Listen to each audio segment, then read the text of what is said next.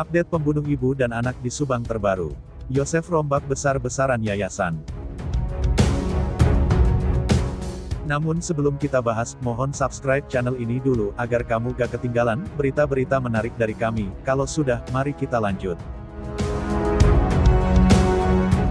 Dampak dari terjadinya kasus pembunuh ibu dan anak di Subang, dengan korban Yuti Suhartini dan Amalia Mustikaratu, Yayasan Bina Prestasi Nasional yang didirikan Yosef kini terbengkalai.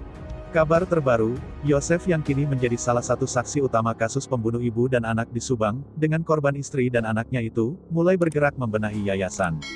Dikabarkan, Yosef sebagai pendiri Yayasan Bina Prestasi Nasional akan melakukan perombakan besar-besaran, termasuk mengganti kepala sekolah SMK dan ketua yayasan yang dipegang Yoris. Kuasa hukum Yosef dalam kasus pembunuh ibu dan anak di Subang, Rohman Hidayat, dalam wawancara dengan tim Desjabar.com, Kamis tanggal 11 November tahun 2021 mengatakan bahwa kliennya mulai bergerak untuk membenahi yayasan. Seperti diketahui, Yayasan Bina Prestasi Nasional yang menaungi lembaga pendidikan, didirikan tanggal 7 Juli tahun 2008.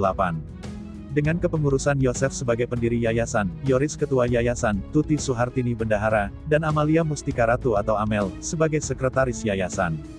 Menurut Rohman, semenjak kejadian kasus pembunuh ibu dan anak di Subang pada tanggal 18 Agustus tahun 2021, praktis hampir 3 bulan operasional Yayasan Bina Prestasi Nasional terbengkalai. Yoris sebagai ketua Yayasan Bina Prestasi Nasional beralasan ingin fokus dulu dengan perkara kasus pembunuh ibu dan anak di Subang dengan korban Tuti dan Amel. Perombakan besar-besaran yayasan. Menurut Rohman, banyak pihak yang menganjurkan kepada Yosef sebagai pendiri Yayasan Bina Prestasi Nasional untuk segera beroperasi kembali. Untuk itulah, Yosef menelepon pihak kepolisian di Polres Subang meminta izin mengambil dokumen yayasan yang ada di rumah TKP Ciseti.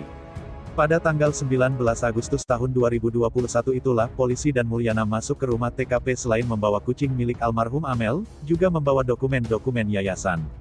Rencana hari ini, Kamis tanggal 11 November Pak Yosef akan ke Polres Subang untuk mengambil dokumen yayasan karena dia sudah ditelepon Polres Subang soal dokumen yayasan tersebut, papar Rohman. Yosef sebagai pendiri harus bergerak untuk segera mengoperasionalkan yayasan, karena selain kegiatan belajar sudah dimulai, banyak juga murid di SMK di bawah naungan yayasan yang ingin pindah sekolah, sehingga perlu surat-surat keterangan dari pihak yayasan. Selain itu, Pak Yosef ingin mempertanggungjawabkan soalnya adanya dana BOS dana hiban untuk bangunan, paparnya. Yosef sebagai pendiri kemungkinan akan menunjuk kepala sekolah baru, karena kepala sekolah lama tidak aktif lagi setelah ada kasus ini.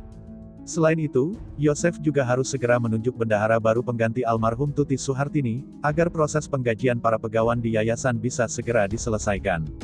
Demikian pula posisi sekretaris yayasan yang dipegang Amel, akan digantikan oleh orang baru. Demikian pula ketua yayasan yang saat ini dipegang oleh Yoris akan digantikan orang baru. Sementara dikutip dari laman kemendikbud.go.id, Yayasan Bina Prestasi Nasional berlokasi di Desa Cijengkol, Kecamatan Serang Panjang, Kabupaten Subang, Jawa Barat. Yayasan ini didirikan tanggal 7 Juli tahun 2008, dengan nomor pendirian yayasan, 04 ASNOTI, 2009 dan nomor pengesahan PNLN, 152. Adapun nomor SK pengesahan Badan Hukum Menkumham, AHU 00111534. AH01.04, serta tanggal SK pengesahan Badan Hukum Menkumham pada tanggal 21 Agustus tahun 2015.